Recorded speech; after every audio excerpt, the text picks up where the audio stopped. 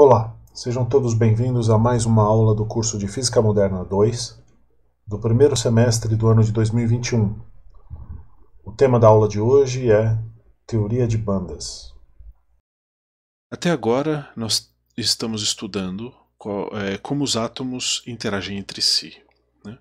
Nós vimos que as principais formas de interação entre os átomos são através do potencial coulombiano, do princípio da exclusão, e ele é basicamente definido pela propriedade dos elétrons da última subcamada.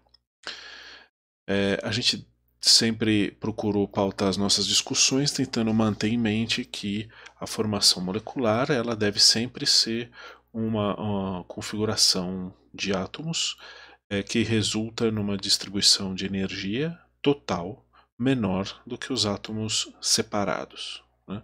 Então a ligação iônica ela deve ser favorecida com um estado de energia total mais baixo. A gente viu nas últimas aulas os principais tipos de ligações moleculares. Começamos com as ligações iônicas, passamos pelas ligações covalentes, demos uma pausa para ver as excitações moleculares, voltamos com as ligações metálicas e discutimos brevemente algumas propriedades da ligação metálica. Agora nós vamos aprofundar na teoria de bandas e discutir um pouco os materiais condutores, isolantes e semicondutores. Apenas uma revisão rápida: a ligação iônica é um processo puramente eletrostático. Os íons se atraem muito fortemente e a ligação iônica é um processo cujo agente principal é o potencial coulombiano. O potencial coulombiano primeiro fornece energia necessária para a formação dos dois íons e ele depois promove a ligação mantendo esses dois íons unidos. A ligação covalente é uma ligação que ela não é, dada pela formação de dois íons, porque a formação dos íons não é privilegiada do ponto de vista energético. No entanto, ela ocorre pelo compartilhamento de estados quânticos, né? Então, através do compartilhamento dos estados, é possível fazer a ligação covalente dada a associação das funções de onda de forma simétrica, viabilizarem a blindagem do potencial coulombiano dos núcleos que formam a molécula, né?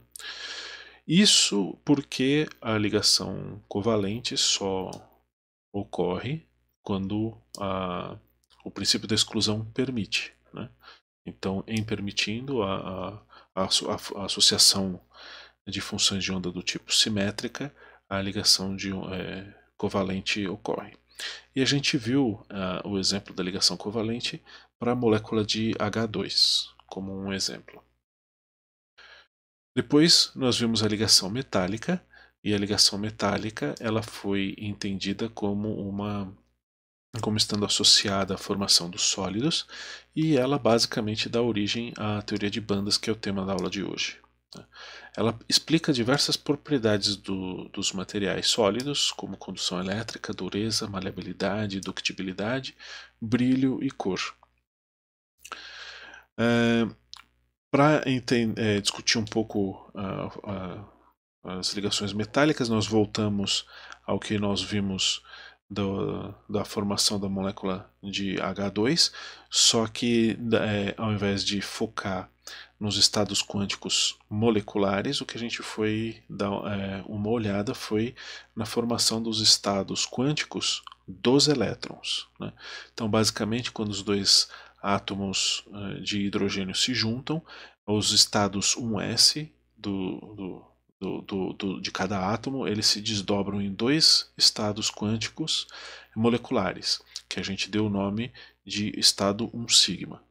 Um deles é o estado 1 sigma e o outro é o estado 1 sigma estrela. O estado 1 sigma está associado a um estado ligante, que é justamente a associação simétrica de funções de onda. Já o estado 1 sigma estrela está associado à formação do estado antiligante, que é a associação de função de onda do tipo antissimétrica. Então, se você, quando você aproxima os átomos de hidrogênio, é propiciada a formação do estado 1 sigma e ele é populado pelos elétrons que constituíam a eletrosfera dos átomos separados, então a molécula se forma. Então, a diferença de energia entre os estados 1 sigma e 1 sigma estrela depende da distância interatômica. Quando você começa com uma distância interatômica longa, a energia dos estados são basicamente a energia do estado 1s dos átomos separados. Quando você começa a aproximar, os átomos começam a sentir a presença do potencial residual um do outro, e os estados 1 sigma e 1 sigma estrela começam a ter diferença de energia. Enquanto o estado ligante, que é o estado 1 sigma, tem a sua energia reduzida, o estado 1 sigma estrela tem a sua energia aumentada. Então, para a formação da molécula de H2, é preferível vir para o caso do estado de menor energia. No entanto, quando a gente vai para átomos com eletrosferas mais complexas, os estados 1 sigma estrela eles podem ser populados. O que importa é a ordem covalente ser um número maior do que zero, né? Como a gente viu na lista de exercícios. Então aqui no caso, por exemplo, do lítio metálico, aqui a gente foi juntando mais do que 2 átomos no sistema e foram abrindo ramificações dos estados 1 sigma e 1 sigma estrela para cada um dos átomos adicionados, né? Então, quando você vai adicionando cada vez mais átomos, você vai adicionando cada vez mais ramificações, até que chega um ponto onde você forma uma banda contínua de estados moleculares aqui dentro, dando origem à ligação metálica. A ligação metálica tem como característica principal justamente a sua formação de bandas, e aqui a gente analisou, é uma imagem que a gente analisou do diagrama de bandas para o sódio metálico, né? Então aqui no eixo X é a distância interatômica, e de acordo com a diminuição da distância interatômica você tem o desdobramento dos estados moleculares formando as bandas contínuas de estados aqui nos estados 3s, 3p, 4s, 3d, como é mostrado nessa figura aqui, né? No caso do sódio metálico real, a distância interatômica é de 3,67 angstroms, né? Diminuindo isso, o princípio da exclusão provoca a repulsão dos átomos, e numa distância menor eles se atraem pela ligação metálica, né? Então veja que nessa distância o estado 2p não se desdobrou ainda, ele só se desdobraria numa distância inferior, né? Já quando a gente sobe aqui para os outros estados, essa linha que é dada pela distância interatômica, ela cruza essas bandas. E nessa concepção, a gente formou esse diagrama que mostra exatamente isso. Então, aqui temos um estado discreto, representando o estado 2p, mas quando a energia vai aumentando, começa a mostrar as bandas representadas nesse gráfico aqui. Então, esse diagrama de energias, que é um diagrama de energia que a gente vai usar bastante na aula de hoje, ele representa esse corte dada a distância interatômica do sólido. Nessa aula, nós vamos ver o modelo de Kronig-Penney e vamos ver a teoria de bandas e a sua interpretação da condutividade elétrica. Vamos procurar entender os semicondutores intrínsecos e extrínsecos e vamos ver as funções, as junções semicondutoras, diodos e transistores. Bom, então, dando início ao modelo de Kronig-Penney, ele se baseia na solução da equação de Schrödinger para tentar entender o comportamento dos elétrons submetidos à ligação metálica, né? Então, basicamente, o que a gente vai fazer é imaginar que nessa linha, em cada um desses nós tem um núcleo atômico, ele tem o seu potencial coulombiano, representado aqui por essas curvas cinzas. Claro que aqui está representada a soma de todos os potenciais, então o que a gente vê é uma situação de periodicidade do potencial, dada a sobreposição de cada um deles, né? Então a nossa intenção é resolver a equação de Schrödinger nessas condições, avaliar a formação de bandas e tentar estabelecer o modelo da condução elétrica nessas condições. Para resolver a equação de Schrödinger em potenciais periódicos, a gente tem que conhecer a equação de Bloch. Bloch diz, basicamente, que a solução da equação de Schrödinger para um potencial periódico, ela tem essa forma: psi de x igual k de x vezes e elevado a ikx, né? Sendo que a função ukx tem uma imposição de periodicidade. Então, a função calculada no ponto x, ela tem que ser igual à função calculada no ponto x mais L, onde L é o período da periodicidade do potencial. Então, grosso modo, seria a distância interatômica. A gente tem que reparar que a equação de Bloch ela guarda uma semelhança muito grande com a função de onda, que é a solução da equação de Schrödinger para partícula livre, né? Enquanto a função de onda para partícula livre tem um termo A vezes e elevado a ikx, a função de Bloch tem um termo uk de x vezes e elevado a ikx, né? Então, se você for analisar por essa comparação, a função de Bloch seria a função de onda da partícula livre modulada por uma função periódica, né? Então seria a função de onda oscilatória dada da partícula livre, caracterizando a liberdade do elétron dentro da rede formada pela ligação metálica, no entanto, modulada por uma função que é dada pela característica do potencial. Resolver a função de onda com potencial periódico do potencial coulombiano é muito complicado. O que a gente vai fazer é fazer uma aproximação do potencial coulombiano pelo potencial do poço quadrado finito, né? É uma simplificação muito forte, mas ela simplifica o entendimento desse modelo e não há perda de generalidade, dado que ocorrem as formações de banda, e aí a gente pode discutir em cima desse resultado simplificado.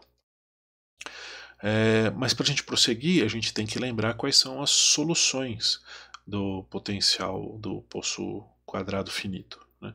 Então a gente tem basicamente dois tipos de solução. Uma que é a solução oscilatória, que é para o caso de que a energia mecânica é maior do que a energia do potencial, que é basicamente essas regiões dentro do poço aqui. Então a gente tem uma solução oscilatória. A1 vezes e elevado a ikx mais A2 elevado a menos ikx, né? Se vocês se lembrarem de Física Moderna 1, essa solução representa uma onda indo para a direita e aqui uma onda indo para a esquerda. As duas ondas se sobrepõem, gerando uma onda estacionária. Tem uma outra solução, que são as soluções assintóticas, que é para quando a energia mecânica é menor do que a energia do potencial, né? Então seriam essas situações aqui da parede, né? Então a gente percebe que nessas regiões a gente tem as soluções assintóticas dadas por essas exponenciais reais. No caso do poço quadrado finito, a gente ignorava um dos termos, basicamente esse aqui, e ficava só com o outro termo, que era a função de onda indo para zero, garantindo a propriedade da normalidade da função de onda. No entanto, como nesse caso a gente tem o poço periódico, a gente tem que manter as duas soluções, porque uma seria a da função de onda caindo do poço e outra seria da função de onda aumentando do poço seguinte, né? Então a gente tem que manter as duas soluções. Uma coisa interessante para a gente reparar é que justamente a função oscilatória de dentro do poço é composta por duas funções que são muito parecidas com a função de onda da partícula livre. Apenas uma discussão a respeito da periodicidade da função de Bloch. Se a gente for calcular a função de Bloch no ponto x mais a mais b, dado esse potencial da figura, então a é a largura do poço e b é a largura da parede. Então a mais b seria esse ponto aqui. Então a função de onda calculada no ponto psi de x igual a zero e calculada no ponto psi de x igual a mais b tem que ser igual, porque esse ponto é a repetição desse ponto na periodicidade do potencial, né? Então, se a gente escrever a função de Bloch para esse ponto x mais a mais b, a gente pode trocar essa função u de k de x mais ab por u de x, dada a condição de periodicidade da função de Bloch, né? A mais b sendo o período do potencial. Então a gente pode pegar aqui esse termo da exponencial complexa e separar em duas exponenciais, e teremos aqui o k de x vezes e elevado a ikx, que é justamente a função de Bloch calculada no ponto x. Então a função de Bloch calculada no ponto x mais a mais b seria igual à função de Bloch vezes uma exponencial complexa de um número que não depende de x.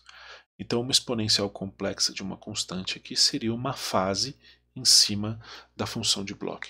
Então, generalizando para n períodos, a gente teria uma função de Bloch, a propriedade da função de Bloch dada por essa equação aqui. Então, se a gente pegar a solução para o poço quadrado finito dentro do poço, para quando a energia é maior do que o potencial, e nesse caso aqui o potencial aqui é nulo, a gente tem essa solução. A vezes a exponencial complexa positiva, mais 1A2 vezes a exponencial complexa negativa. Eu posso vir aqui nessa expressão e colocar um termo adicional e elevado a i k maiúsculo vezes x, onde esse k maiúsculo também seria um número de onda, só que o número de onda de uma partícula livre dentro desse sistema todo aí. Só que para eu fazer isso aqui, colocar esse termo adicional, eu tenho que colocar as compensações aqui dentro. Então veja que aqui agora apareceu um termo e elevado a menos i k maiúsculo x, e aqui um outro termo e elevado a menos i k maiúsculo x. Então, quando eu pegar esse termo aqui e multiplicar para cada termo individual, eles se cancelam e voltam a essa função original. Mas por que eu estou fazendo isso? Por que eu estou adicionando esse termo a mais aqui? Por que eu estou complicando as coisas? Porque quando eu comparo essa coisa grandona aqui com a função de Bloch, eu posso atribuir que e elevado a i k maiúsculo x é igual a essa parte da função de onda da partícula livre da função de Bloch, e tudo isso que está aqui dentro desse colchetes é a função uk de x. Então a função uk de x para x entre 0 e a, ou seja, dentro do poço, ela é igual a essa coisa grandona aqui dentro do colchetes. Agora, para a região dentro da parede, nós temos duas situações diferentes. Uma é para quando a energia mecânica é menor do que a energia potencial, né? Então, nesse caso, a função de onda função de onda psi para x entre menos b e 0, note que eu estou pegando essa região aqui, ó, menos b e 0, ao invés de essa região de a até a mais b, que é simplesmente para simplificar a notação, mas as regiões são as mesmas dada a periodicidade. Então, para essa condição de que a energia mecânica é menor do que a energia potencial, nós temos essa função exponencial real. Então temos b1 vezes e elevado a alfa x mais A2 vezes E elevado a menos alfa x. E aqui nós vamos fazer a mesma coisa, multiplicar por um E elevado a IK maiúsculo x, e vamos ter que compensar cada termo individual com E elevado a menos IK maiúsculo x em cada um dos termos. Comparando com a função de Bloch, nós temos então que a função k de x entre menos b e 0 é dada por essa função aqui dentro do colchetes. Mas continuando, a gente tem uma outra situação aqui para a região de menos b até 0, que é a região quando a energia mecânica é maior do que a energia potencial, né?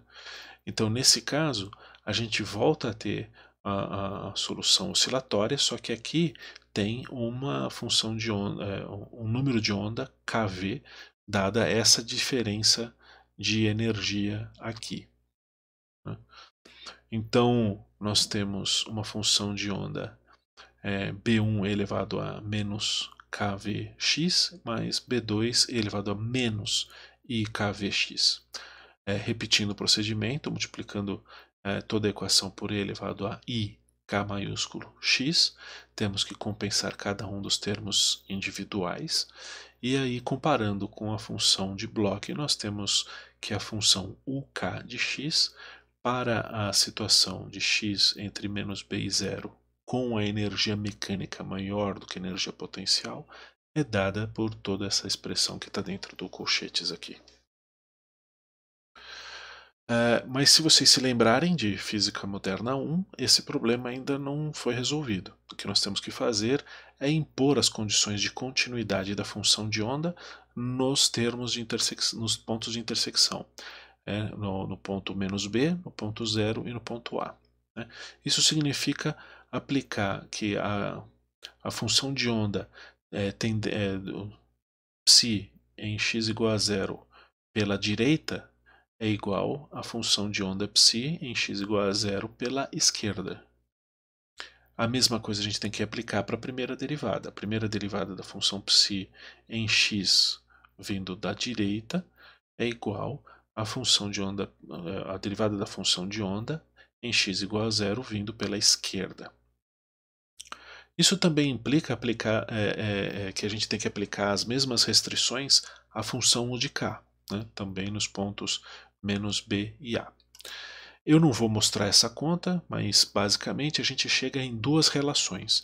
Uma para quando a energia mecânica é maior do que a energia potencial, e outra para quando a energia mecânica é menor do que a energia potencial. Então, a gente chega nessa expressão que relaciona o kV com o K maiúsculo e o K com o K maiúsculo. A gente não sabe quanto é esse termo da direita aqui, mas a gente sabe que esse termo da esquerda está limitado entre menos 1 e 1. Né? Então, isso significa que esses termos de kV eles só são válidos quando essa parte da direita da equação, quando avaliada, resulta em um número entre menos 1 e 1. Se a gente fizer um gráfico desse termo da direita aqui, eu peguei só essa primeira equação como exemplo. Se a gente pegar só esse termo da direita e fizer um gráfico em função de k vezes a gente obtém essa função oscilatória aqui. E notoriamente o que acontece é que essa expressão da direita tem posições onde ela tem um valor que é maior do que 1 ou menor do que menos 1. Então veja só, esses valores de KVA são limitados para as regiões onde a avaliação dessa função é limitada entre menos 1 e 1. Então toda essa parte achurada em azul claro aqui seriam partes proibidas nessa relação. Então agora aqui é um gráfico da energia em função do K maiúsculo vezes A. A gente vê que no caso desses pontos aqui, ó, onde ocorre a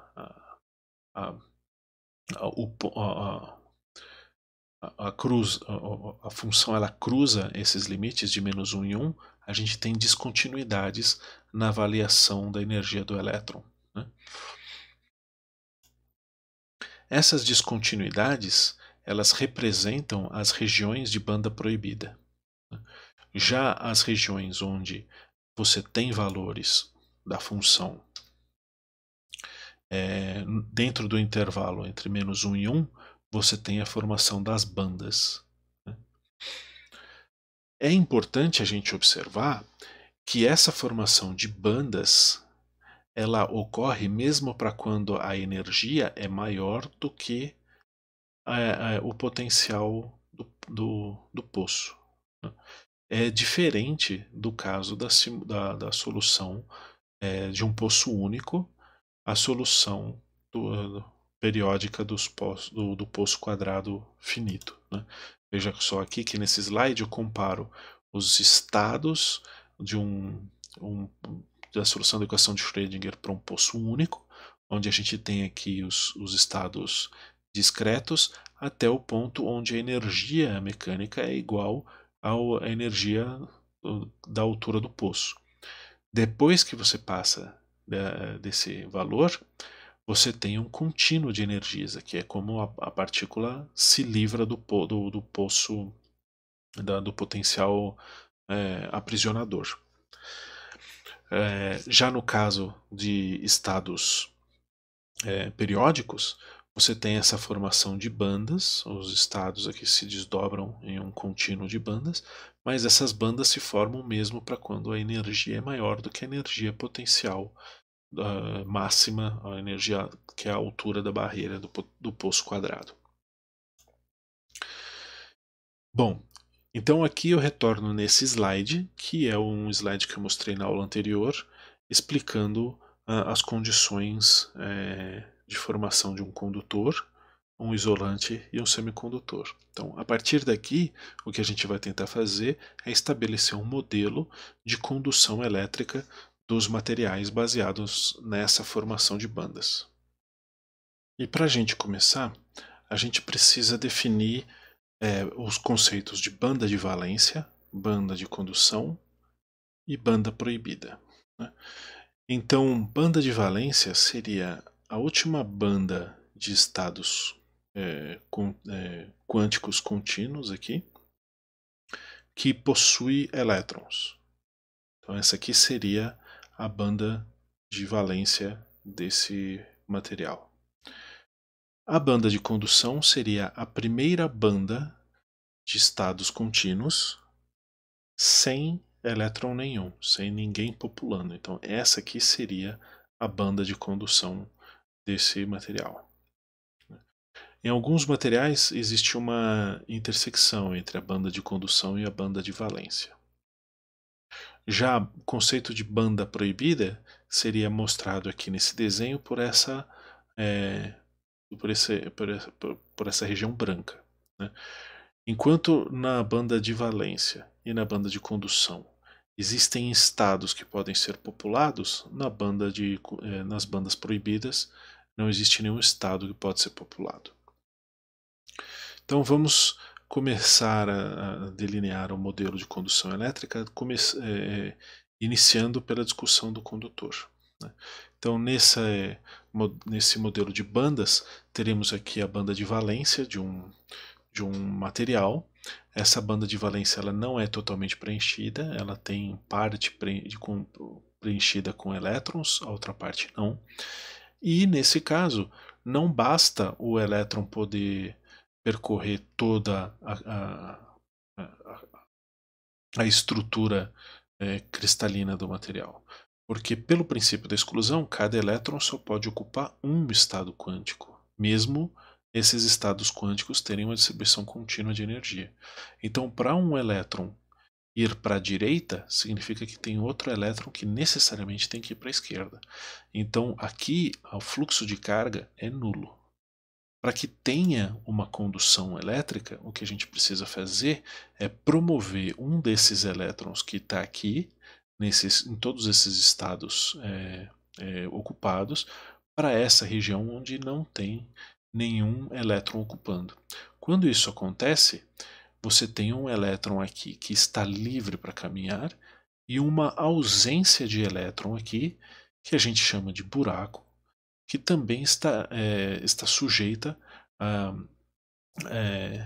ao movimento dos elétrons vizinhos, né?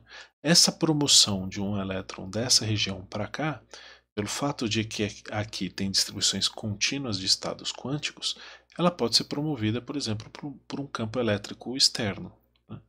O ganho de energia do elétron é suficiente para que ele seja promovido para estados quânticos de energia mais alta.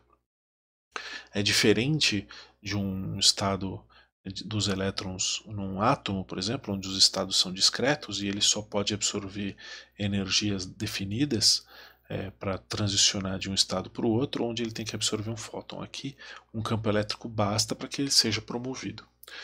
Esse elétron vai sentir esse campo elétrico, vai ser promovido para um estado de energia mais alta, e ele vai sentir essa elevação da sua energia, dada a força elétrica que ele sente para seguir na direção oposta ao campo elétrico.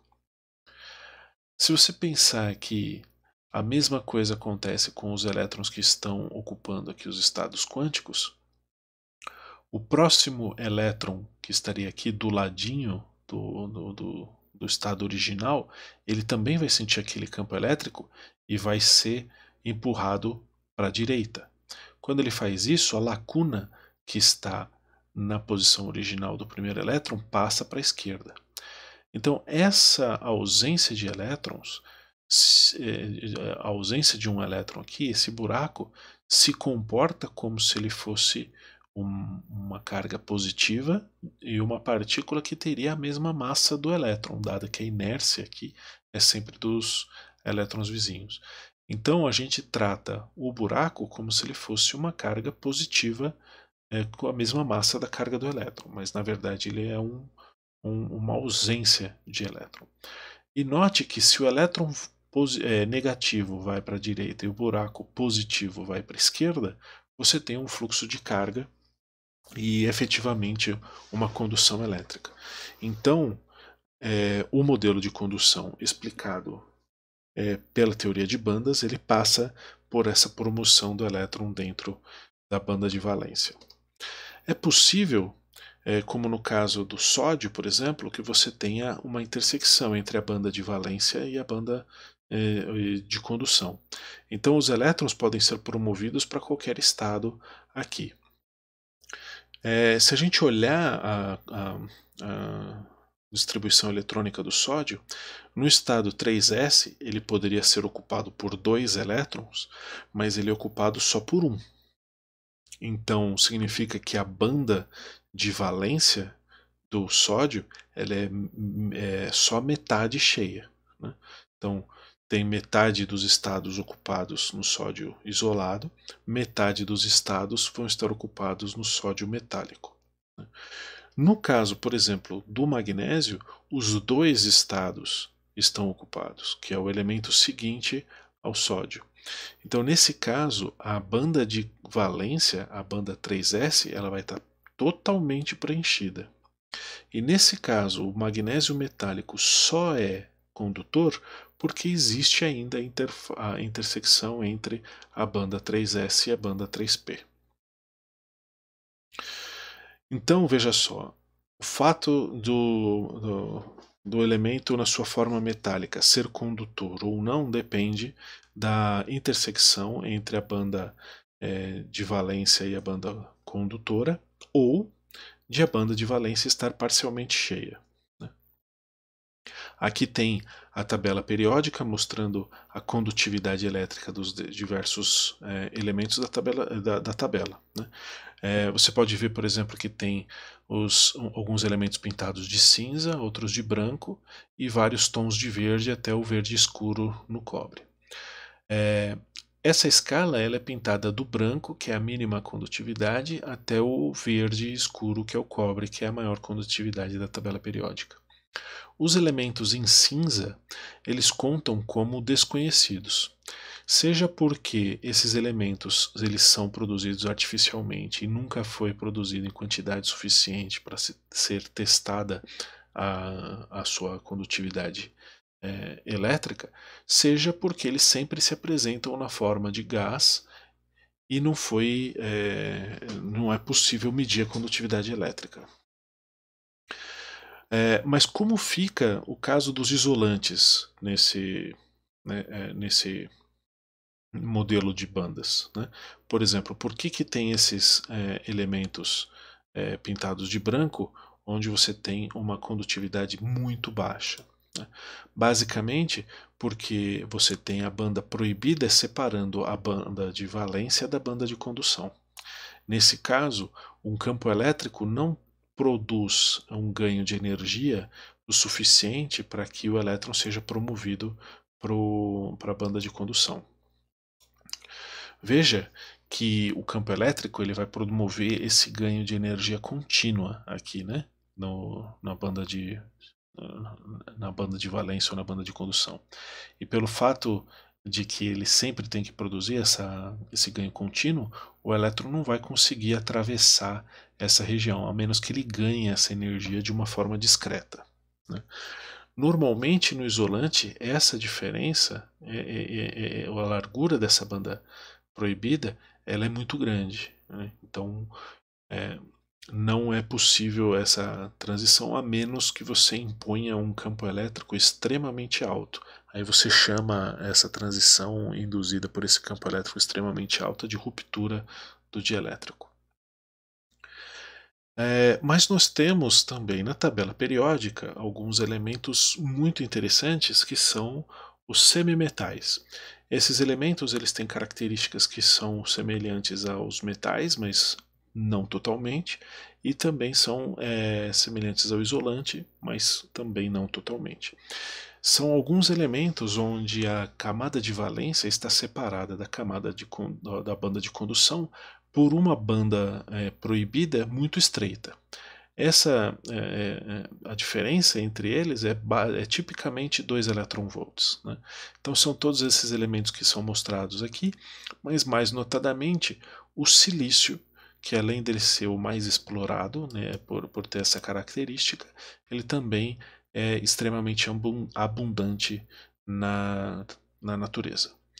Veja que, pelo fato de você ter uma diferença de energia aqui da banda de condução até a banda de valência pequena, tipicamente de 2 electronvolts, como eu mencionei, é possível que a energia térmica ofereça condições para que haja um tunelamento do elétron da banda de valência para a banda de condução e assim haja a condução por um efeito térmico, né?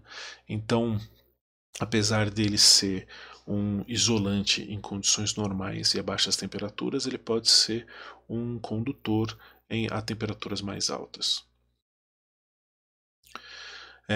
Desse slide lembrando da última aula, onde a gente discutiu um pouco a teoria de bandas e onde eu disse que os elétrons dentro de cada banda devem ser popular os estados quânticos dada a distribuição de Fermi-Dirac.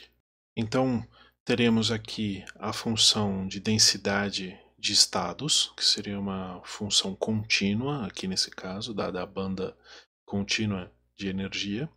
Tem a função da distribuição de Fermi-Dirac e a função dos estados populados é dada pela multiplicação das duas funções, resultando essa curva achurada aqui.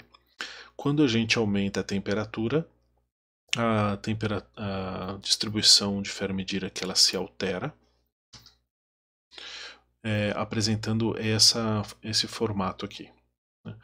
Aqui nesse caso, para uma temperatura maior do que zero, multiplicando a função densidade de estados por essa distribuição de Fermi-Dirac, a gente obtém essa função que tem essa cauda mais prolongada, né? Então, se a gente pegar essas duas distribuições aqui, vamos começar com essa, vamos inclinar ela aqui do lado para a gente entender aqui a definição da energia de Fermi nesses materiais, né? Então, todos os estados eles vão ser ocupados por dada a densidade de estados dentro da banda, também dada a probabilidade de ocupação calculada pela função distribuição de Fermi-Dirac, até o último estado em 0 Kelvin, para o caso da banda de valência de um condutor. Então, essa energia do último estado ocupado seria a energia de Fermi-Dirac, a energia de Fermi. No caso do semicondutor, a energia de Fermi seria essa última energia antes da banda de proibida, e para o caso do isolante também a última antes da banda proibida. Agora, se a gente aumentar um pouco a temperatura, ou fazer com que essa variação, a temperatura seja responsável por uma variação ali da probabilidade de ocupação, o que acontece é que ocorre a formação dessa cauda, alguns elétrons que estariam ocupando esses estados aqui passam a ocupar estados mais altos, então há uma difusão de elétrons aqui para a banda mais alta, né? No caso do semicondutor, pode ocorrer o tunelamento para a banda de condução, tornando ele assim um condutor. Mas esse tunelamento não é possível no caso dos isolantes. Bom, semicondutores como os que a gente viu até agora são chamados de semicondutores intrínsecos, porque essas são as propriedades naturais desses elementos semicondutores, desses materiais semicondutores. Eles são excelentes isolantes a baixas temperaturas, porque a sua banda de valência está completa e a sua banda de condução está vazia, mas a altas temperaturas o efeito de tunelamento faz com que alguns estados da banda de condução possam ser ocupados e assim tornando ele um condutor. Mas também existem os semicondutores extrínsecos. Extrínseco é um adjetivo que significa não pertence à essência de algo. Basicamente, a gente altera as propriedades de condução elétrica de um semicondutor intrínseco pela adição de uma impureza. A essa impureza a gente dá o nome de dopagem, porque pequenas quantidades de uma dopagem alteram em muito a performance do semicondutor intrínseco. Isso acontece porque a dopagem insere pequenos defeitos na rede cristalina do material semicondutor e que vão ter um impacto muito grande na sua propriedade de condução elétrica. Então, nós temos o semicondutor extrínseco do tipo N, que é quando a gente adiciona uma impureza pentavalente, como por exemplo o arsênio. O arsênio tem 5 elétrons para poder fazer uma ligação, para poder fazer ligações covalentes. Se a gente inserir o arsênio num cristal de silício, que é tetravalente, o que vai acontecer é que 4 desses 5 elétrons vão ser utilizados para fazer ligação covalente com os silícios da sua redondeza, e um elétron vai ficar disponível. Esse elétron disponível, ele é fracamente ligado à rede cristalina, então qualquer energiazinha que você der para esse elétron, ele é promovido à banda de condução. Por isso, os estados quânticos desses elétrons disponíveis, eles são representados por desenhos aqui muito perto da banda de condução. Por outro lado, nós temos o semicondutor do tipo P, que é quando você dopa um semicondutor intrínseco com uma impureza trivalente, que é, por exemplo, o galho. Inserindo o galho num cristal de silício, ele vai ter 3 elétrons disponíveis para fazer ligações covalentes e vai ficar com uma vacância para receber um elétron que eventualmente chegue até ele, né? Então o que acontece é que com a inserção da impureza de galho fica disponível um buraco para ser preenchido por um elétron. Como os elétrons vão ter preferência a preencher esse buraco, a preencher um estado na banda de valência que vai estar ocupada, a gente representa esses estados quânticos por vacâncias perto da banda de valência dessa maneira. Então, o semicondutor do tipo N recebe esse nome porque ele tem elétrons disponíveis e elétrons são portadores de carga negativa. Enquanto que os semicondutores extrínsecos do tipo P recebem esse nome porque eles têm buracos disponíveis e buracos são portadores de carga positiva. Mas um ponto importante para se estudar na física dos semicondutores e na teoria de bandas é como o que acontece na junção de semicondutores do tipo P e do tipo N. E a gente chama de junção um contato elétrico entre eles. Isso porque um semicondutor do tipo P vai ter aqui, perto da sua banda de valência, vários estados quânticos disponíveis para serem ocupados por elétrons, enquanto o semicondutor do tipo N vai ter aqui vários estados quânticos perto da banda de condução que são ocupados por elétrons. Então esses elétrons, assim que eles encontrarem um estado quântico disponível com energia inferior, eles vão migrar para ocupar esse estado quântico. E é o que vai acontecer quando a gente promove essa junção. A junção entre dois materiais semicondutores extrínsecos do tipo P e do tipo N, a gente dá o nome de junção PN. Então, quando ocorre essa junção, aqueles elétrons que estão ocupando os estados quânticos perto da interface, eles migram para ocupar os estados quânticos disponíveis dentro do material do tipo P já. Então, ele migra para ocupar esses estados, formando uma região de carga. Veja só, aqui nessa região, os estados quânticos estão disponíveis, os buracos estão disponíveis, mas o material é eletricamente neutro. Aqui nessa região, os elétrons estão disponíveis, os elétrons estão ocupando esses estados quânticos, mas o material é eletricamente neutro. Quando um elétron desse estado passa a ocupar um estado quântico disponível aqui, né, quando o elétron migra do semicondutor do tipo N para o semicondutor do tipo P, ele ocupa esse estado quântico, mas aqui nessa região ele cria uma carga negativa. E o buraco que ele deixou aqui cria uma carga positiva. Essa formação de carga tende a fazer com que a nuvem eletrônica, que esses elétrons repilam a chegada de novos elétrons do tipo N, do que vem do semicondutor do tipo N. A essa região de cargas, de formação de cargas aqui, a gente dá o nome de região de depleção. Agora, o que a gente pode tentar analisar é se essa junção, esse material formado pela junção de um semicondutor do tipo P um semicondutor do tipo N, se esse material final é um condutor ou não. Vamos supor que a gente aplique uma diferença de potencial como é mostrada na figura. Um terminal com um potencial negativo é ligado na superfície do material do semicondutor do tipo P e um terminal com potencial positivo é ligado na superfície do semicondutor do tipo N. O que acontece? Esse terminal negativo tende a doar elétrons para preencher esses buracos que estão disponíveis. E o terminal positivo tende a atrair os elétrons que estão aqui nesses estados quânticos ocupados. Dessa maneira, o que acontece é que a gente estende a região de depleção. Vários elétrons que vão passar a ocupar esses estados quânticos que estavam disponíveis passam a produzir aqui uma região de carga negativa. Já aqui, os elétrons que estavam presentes nesses estados quânticos são atraídos para o terminal, deixam esses estados quânticos disponíveis, formando uma série de buracos, deixando o semicondutor com carga positiva. Dessa maneira, a gente consegue enxergar que não ocorre a propagação de corrente aqui. Né?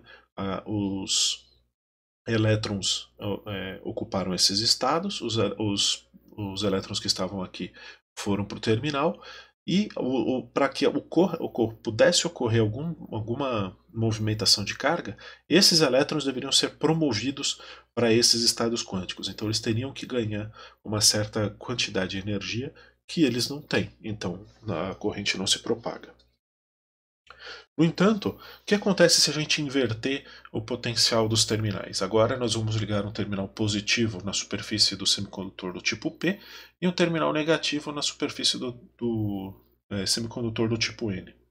Então o que acontece aqui é que tem esses estados quânticos que estão disponíveis, ocorre, alguns estados quânticos aqui estão ocupados pelos elétrons que vieram da interface com o semicondutor do tipo N, e esses elétrons aqui vão ser atraídos para o terminal positivo. Em compensação, o terminal negativo ligado ao semicondutor do tipo N, ele vai fornecer elétrons para que essa cadeia de elétrons que estão ocupando esses estados mova uma casinha para frente aqui, e depois outra e assim por diante. Então, esse fluxo de elétrons produzidos no semicondutor do tipo N faz com que os elétrons se aproximem mais da interface. Aqueles elétrons que estavam nessa região impedindo a passagem, a aproximação dos elétrons que estavam chegando, eles são essa carga é anulada por esse terminal positivo, e agora os elétrons não encontram resistência em passar por esse degrau para baixo, né? Eles vão para um estado quântico de energia mais baixa, e essa transição é acompanhada de liberação de energia e não de absorção de energia. Então, o que a gente observa é que nessa inversão quando a gente coloca a polarização formada nessa configuração, a gente observa a propagação de carga de corrente elétrica, né? Então, dessa forma, a gente diz que a junção PN é polarizada diretamente, e na outra parte, no outro exemplo, quando aumentava a região de depressão, a gente diz que a junção PN era polarizada inversamente. Como eu disse, os elétrons que estão ocupando esses estados quânticos, eles passam por esse degrau liberando energia, e essa energia pode ser liberada na forma de um fóton. E é isso o que é um Light Emission Diode, que é um diodo de emissão de luz. Os diodos de emissão de luz são muito importantes tecnologicamente hoje em dia, não só para a produção de telas, como também para iluminação. Eles são muito mais eficientes do que as lâmpadas incandescentes ou as lâmpadas fluorescentes.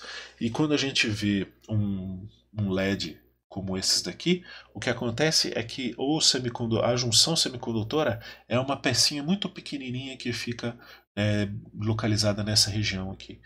Todo esse invólucro é um plástico que é para formar uma lente aqui em cima para direcionar a luz para cima. A diferença de cor de cada LED depende de que semicondutor foi utilizado para fazer a junção PN. No entanto, eu quero chamar a atenção de vocês para o fato de que, se a gente polarizar o diodo inversamente, a gente pode induzir a propagação de corrente se por acaso a gente conseguir promover os elétrons dessa região para os estados quânticos dessa região, né? Essa promoção pode ocorrer pela absorção de um fóton, por exemplo. Então, o elétron que está aqui, ele não tem energia suficiente para propagar para essa região, mas se ele absorver um fóton, ele é propagado para a banda de condução, depois ele pode adentrar o material do tipo N. E esse é um conceito importante, por exemplo, para células fotovoltaicas. É possível se promover a conversão de energia solar em energia elétrica, justamente pela promoção dos elétrons em junções PN polarizadas inversamente. Hoje em dia é um ramo de pesquisa muito importante a produção de células solares eficientes. Até o momento se conseguiu atingir o recorde de uma eficiência de 32% de conversão de energia, e cada material semicondutor produz um espectro de absorção diferente. Então, a eficiência seria a área do espectro de absorção do semicondutor dividido pela área do espectro de emissão do Sol que chega na superfície da Terra, né? Então, a diferença entre as áreas é o que dá a eficiência da célula solar. Outra coisa que nós podemos estudar é a junção de três semicondutores extrínsecos. Nesse caso desse curso, nós vamos ver como funciona a junção NPN, mas também existe a junção PNP, que vai funcionar de forma análoga ao que eu explicar aqui da junção NPN. Então, a junção NPN é a junção de um semicondutor extrínseco do tipo N com um tipo P e depois um tipo N. Né? Então, se forma um sanduíche de semicondutores extrínsecos, onde nas extremidades você tem semicondutor do tipo N e no centro semicondutor do tipo P. Então, aqui você tem elétrons ocupando os estados quânticos e formando um material neutro. Aqui você tem outros elétrons ocupando os estados quânticos da dopagem, aqui também gerando um material neutro. E aqui você tem alguns buracos da dopagem no semicondutor do tipo P. Assim como o que ocorreu na junção PN, quando você promove o contato elétrico, alguns elétrons do tipo do semicondutor do tipo N migram para dentro do material do tipo P, na tendência de preencher esses estados quânticos da superfície. A mesma coisa acontece na outra superfície aqui. Alguns elétrons tendem a sair daqui para preencher os estados quânticos aqui. Analogamente, a junção PN forma algumas nuvens de carga que impedem que esse processo continue. Né? Mas, olha só, vamos tentar analisar o que acontece quando ligamos um terminal com uma diferença com um potencial negativo aqui na superfície do semicondutor do tipo N, do lado esquerdo, e um terminal com um potencial positivo na superfície do semicondutor do tipo N do lado direito. Né? Esse terminal tende a doar elétrons, enquanto esse tende a recolher os elétrons.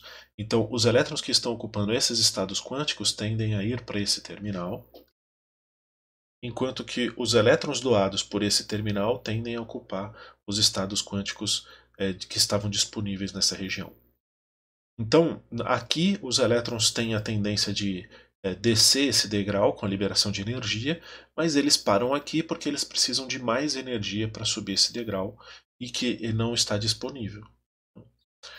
Então, o que acontece? Nós inserimos um terceiro terminal ligado ao semicondutor do tipo P, de forma a inserirmos um potencial nesse terminal para tentar promover os elétrons para vencer essa barreira de potencial. Quando a gente faz isso, alguns elétrons migram por difusão até esse terminal, produzindo uma pequena corrente aqui, mas a maioria dos elétrons ganha energia para ser promovida para a banda de condução e consegue transpassar esse potencial produzindo uma corrente elétrica. Então nós vemos aqui que a gente consegue controlar a condução elétrica desse sanduíche de semicondutores extrínsecos apenas controlando a tensão que é aplicada nesse terminal de base. Esse é o conceito fundamental do transistor. O transistor ele foi inventado nos laboratórios Bell, que é um laboratório privado de uma empresa com fins lucrativos. Então, é um exemplo de uma pesquisa feita por uma indústria. Foi muito importante para o desenvolvimento da microeletrônica, mas certamente é o produto gerado pela ciência de maior impacto na sociedade moderna. O transistor foi inventado por esses três cientistas, John Bardeen, William Shockley e Walter Brattain.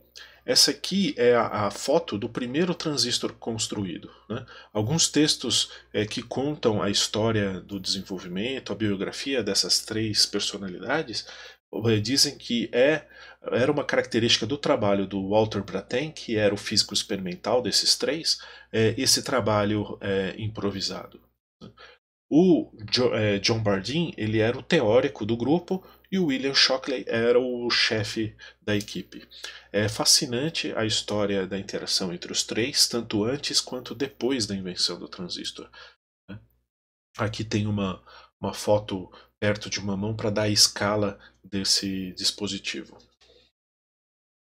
A principal aplicação do transistor é na amplificação de sinais, porque você consegue colocar uma diferença de potencial grande entre o emissor e o coletor e modular a passagem de corrente através desse transistor utilizando um sinal de baixa potência, que é denotado aqui nessa figura como input signal. Então, essa diferença de potencial aplicada ao semicondutor extrínseco do tipo P vai modular a corrente que passa pelo transistor e vai produzir uma corrente na carga de saída que é alta, dada essa diferença de potencial aqui. Então, a principal aplicação do transistor era substituir as válvulas termoiônicas em rádios, TVs, etc. Mas ele também pode ser usado como uma chave comutadora, uma chave que permite a passagem de corrente ou não. No caso de amplificação, você faz um controle contínuo da corrente que passa pelo transistor. Né? Claude Shannon foi um cientista também dos laboratórios Bell, que hoje ele é conhecido por ter desenvolvido a teoria da informação.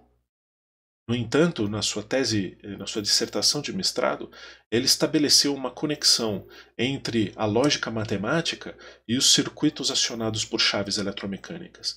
Basicamente, ele fez a proposição de que você teria os valores 1 para verdadeiro e 0 para falso, onde 1 significa que a chave eletromecânica está conduzindo a eletricidade e o 0 significa que a chave comutadora não está conduzindo a eletricidade.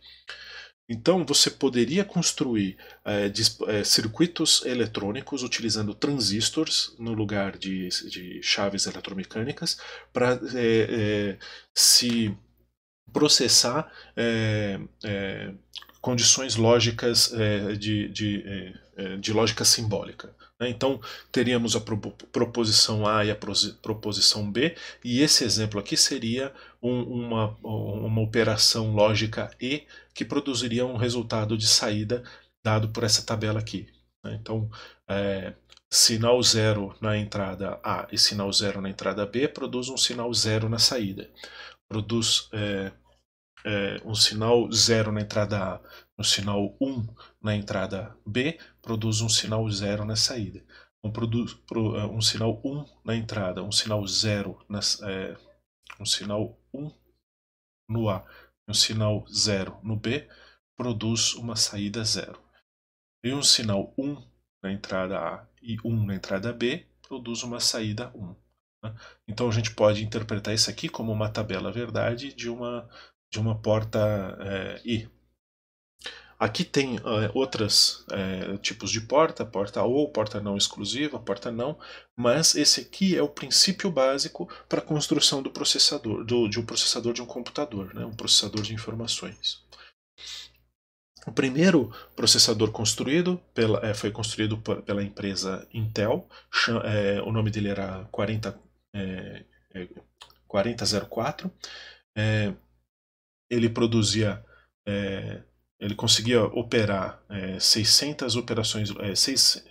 mil operações lógicas por segundo, e ele possuía 2.300 transistores dentro dessa pastilha de 4 mm por 3 mm. Aqui tem uma imagem do circuito eletrônico dentro dessa pastilha, né? Existe é conhecida na literatura como lei de Moore, mas eu diria mais que é uma regra de Moore, onde Moore foi um físico muito importante, né, no desenvolvimento da indústria de semicondutores, onde ele observou os desenvolvimentos até mais ou menos a década de 80, e ele meio que fez uma proposição dizendo que o número de transistores dentro de um circuito integrado ele dobra a cada 2 anos. Né? Eu digo que não é uma lei, é uma regra, porque depois de um certo tempo a indústria começa a perseguir a lei de Moore de forma a tentar fazer com que ela se mantenha a verdade, como se a lei de Moore fosse uma extrapolação e agora ele serve como uma meta para a indústria de semicondutores. Hoje em dia, na tecnologia atual, é possível se construir transistores que tenham tamanho de 20 nanômetros, o que significa que são 40 átomos de silício de tamanho de transistor.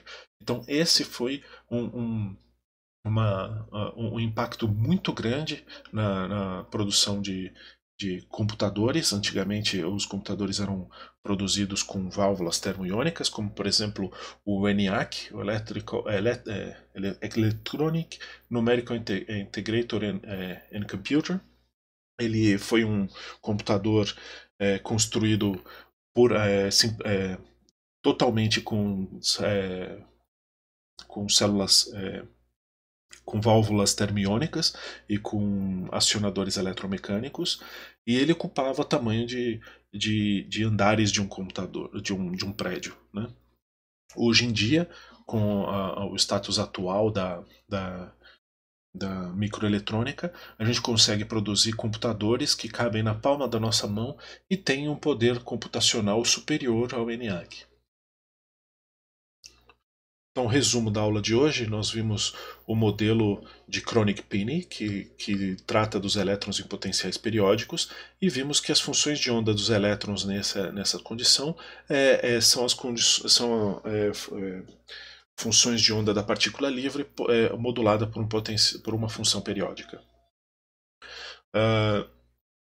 A gente tentou estabelecer um modelo da mecânica quântica para condução elétrica. Nós vimos como funcionam os condutores, os isolantes e os semicondutores. Nós vimos os semicondutores intrínsecos e extrínsecos, as suas diferenças. Vimos os semicondutores do tipo N e do tipo P. Vimos o que acontece na junção PN, que é a junção do semicondutor do tipo P com do tipo N, formando diodos que dão origem aos LEDs e às células fotovoltaicas, mas também analisamos a junção NPN, formando transistores. Então, com isso, a gente encerra o conteúdo de Física dos Materiais de Moderna 2 e iniciaremos na próxima aula com um conteúdo de Física Nuclear. Até a próxima aula.